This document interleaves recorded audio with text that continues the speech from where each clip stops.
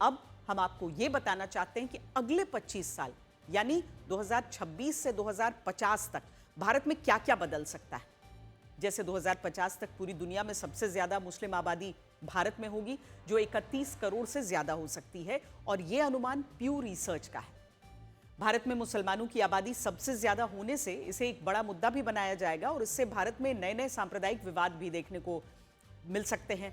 दूसरा, 21वीं सदी के पहले 25 सालों में अयोध्या का विवाद सबसे ज्यादा चर्चा में रहा, लेकिन अब अगले 25 साल मथुरा और काशी का मंदिर मस्जिद विवाद लोगों में बहस का बड़ा मुद्दा बनेगा और इन मामलों में कानूनी लड़ाई भी आगे बढ़ सकती है।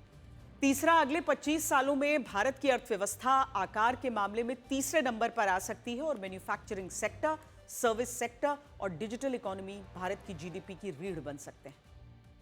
चौथा, अगले 25 सालों में एआई तकनीक भारत के हर क्षेत्र को बदल कर रख देगी और यह भी हो सकता है कि स्कूल, अस्पताल, बाजार, बहुत सारी जगहों पर इंसानों की जगह रोबोट्स ले लें।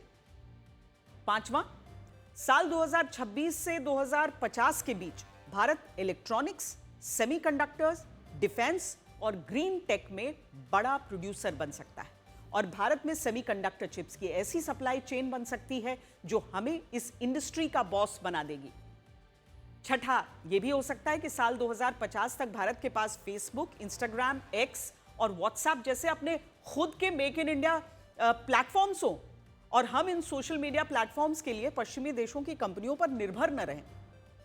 सातवां, 2050 तक डिग्री से ज्यादा स्किल, रीस्किल और लाइफ टाइम लर्निंग अहम होंगे और उस वक्त तक वर्चुअल यूनिवर्सिटीज आम हो जाएंगी।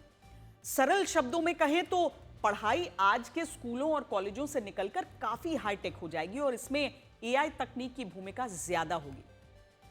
आठवां, यह कि अगले 25 सालों में युद्ध पूरी तरह बदल जाएंगे और सबसे बड़ा बदलाव यह आ सकता है कि अब दुनिया में ऐसे हथियार बन सकते हैं जिन्हें स्पेस यानी अंतरिक्ष से लॉन्च किया जा सकता है। नौवां, जिस भारत को पिछली सदी में स्नेक चार्मर कहा गया, सपेरों का देश कहा गया, वो इस सदी के अगले 25 सालों में स्पेस चार्मर बन सकता है और साल 2050 तक यह भी संभव है कि भारत अंतरिक्ष में अपना स्पेस स्टेशन बनाने की तैयारी कर ले। और अगले 25 सालों में 10वां बड़ा बदलाव परिवहन व्यवस्था को लेकर आएगा। भारत में बुलेट ट्रेनों का जाल कई राज्यों में फैल चुका होगा और हमारे देश में सड़कों पर ड्राइवरलेस कारें भी चलनी शुरू हो सकती हैं।